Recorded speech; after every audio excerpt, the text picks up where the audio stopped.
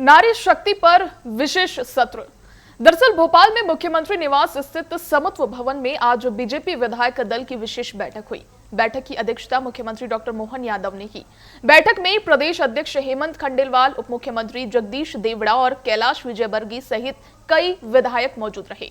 बैठक में विधानसभा सत्र की रणनीति और विकास कार्यों पर चर्चा की गई। साथ ही विधायकों को अनुशासन बनाए रखने और जनहित के मुद्दों को प्राथमिकता देने के निर्देश दिए गए।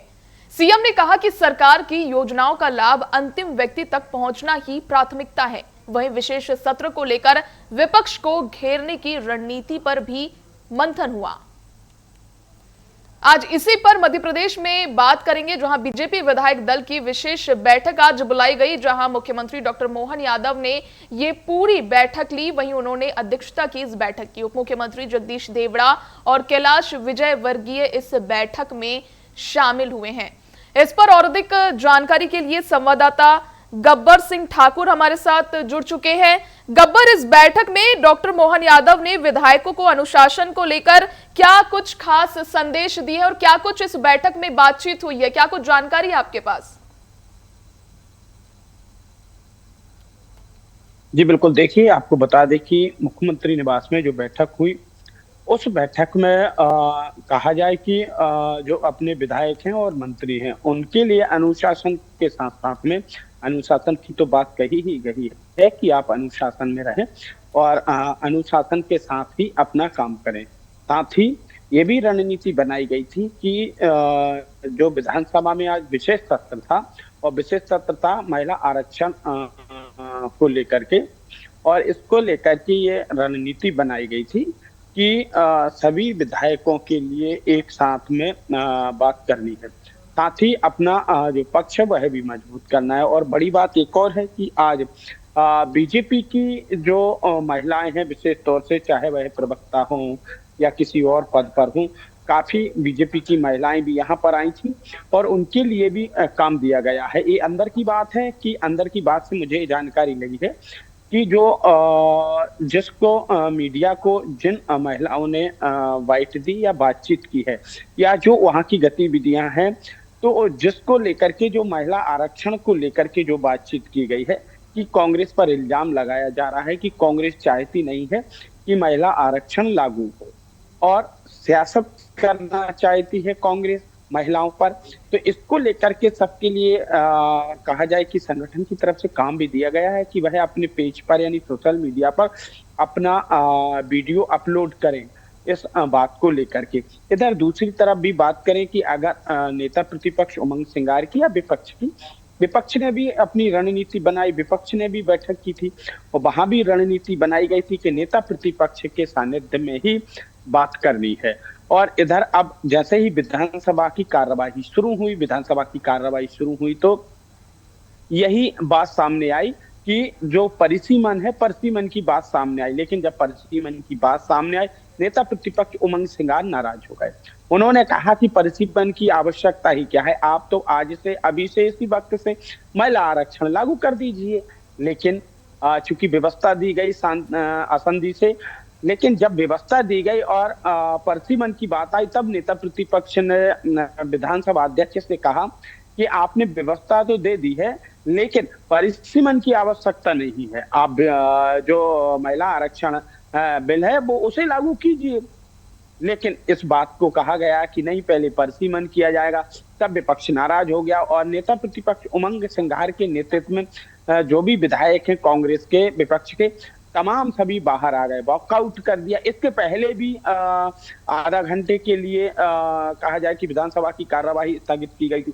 फिर दोबारा से जब ये वॉकआउट हुआ तब हंगामा हुआ। इधर दूसरी तरफ बीजेपी के भी विधायक और जो बीजेपी की महिलाएं हैं वह भी सामने थी, तो उन्होंने भी इल्जाम लगाया कि कांग्रेस चाहती नहीं है महिला आरक्षण लागू। इधर कांग्रेस का कहना है कि महिला आरक्षण लागू करना है तो आप ही से करिए ना, इसी वक्त से कर दीजिए। आपने विशेष सत्र बुलाया, विशेष सत्र किस बात के लिए बुलाया? क्या परिसीमन की बात करने के लिए बुलाया था या आप परिसीमन करना है? क्या ये आपने कहा था कि पहले परिसीमन किया जाएगा? आप चर्चा करना ही नहीं चाहते, आप परिसीमन की बात कर रहे हैं। हम कहा जाए महिला आरक्षण लागू करने की बात कर रहे हैं। इसी पर विशेष सत्र बुलाया गया था, तो आप इसी वक्त आज से ही इसी समय से ही महिला आरक्षण लागू कीजिए।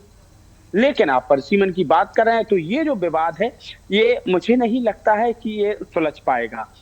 कांग्रेस सरकार पर इल्जाम लगा रही है कि सरकार चाहती नहीं है कि महिलाओं के लिए महिला आरक्षण मिले, और इधर सरकार की बात करें या फिर मंत्री हैं या बीजेपी के नेता हैं या विधायक हैं, तो उनका ये कहना है कि कांग्रेस इस पर सियासत करना चाहती है।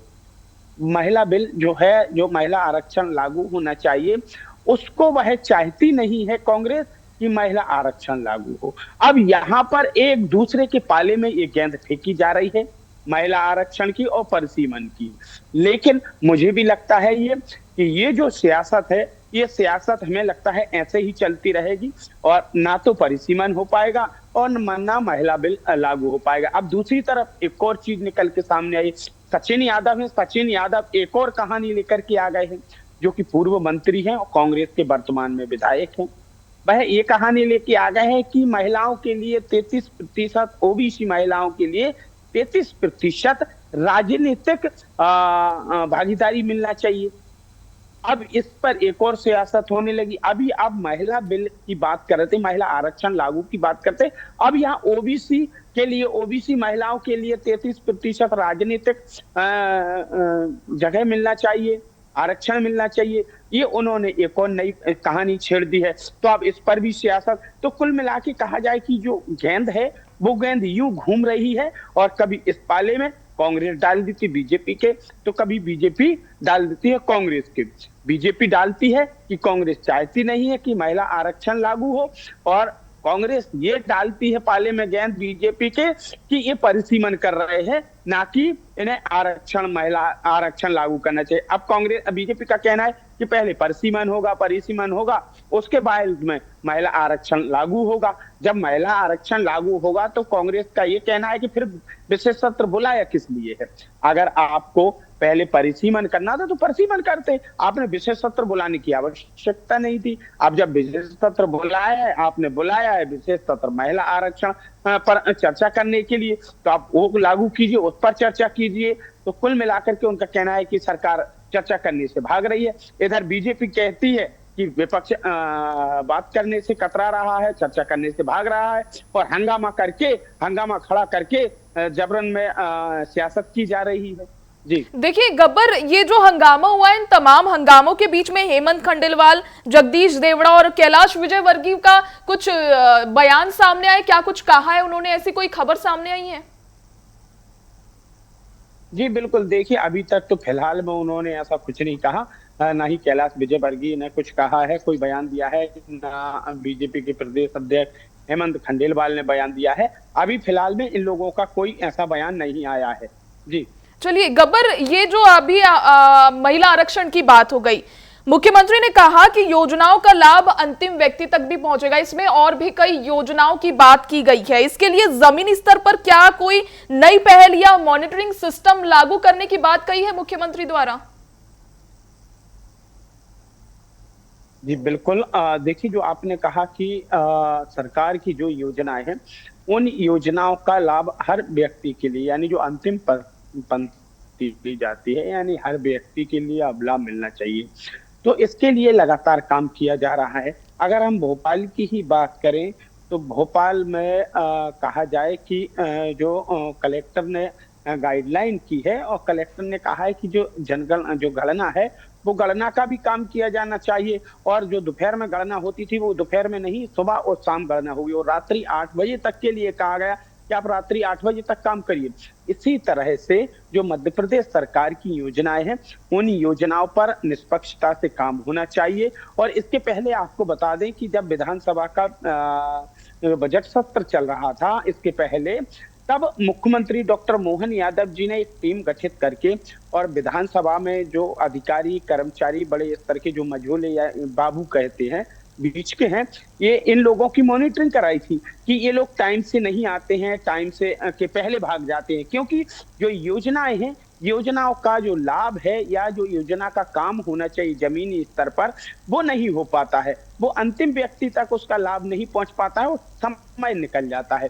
तो जब विधानसभा के जो अधिकारी हैं या कर्मचारी हैं या जो बाबू हैं, जब वो टाइमिंग से अपना काम करेंगे तो स्वाभाविक है जो निचला स्तर है, जब ऊपर का ही जो अधिकारी है, ऊपर का जो लेवल है, वो जब ईमानदारी से काम करेगा तो निचला स्तर जमीनी स्तर का व्यक्ति है वो भी काम करेगा। और जब वो काम करेगा तो फिर जो सरकार की योजना है, चाहे वो जल गंगा संवर्धन योजना हो, चाहे लाडली बहना योजना हो, चाहे किसान हितग्राही योजना हो, चाहे गरीबों के कल्याण की योजना हो, कोई भी योजना हो सरकार की, चाहे स्वास्थ्य की, शिक्षा की, कोई भी योजना है, अगर वो योजना के लिए जो काम करने वाले लोग हैं, वो जमीनी स्तर पर तब करेंगे जब ऊपर का अधिकारी काम जी करेगा। बिल्कुल और इसके बिल्कुल लिए गब्बर, उन्होंने ये जो भी बातें हैं, जो भी योजनाएं, वो तब तक जमीन स्तर पर नहीं दिखेगी, तब तक सरकार की तरफ से ये जो बैठक में निर्णय लिए गए हैं ये जमीनी स्तर पर नहीं दिखेंगे, तब तक आम जन को भरोसा भी नहीं हो पाएगा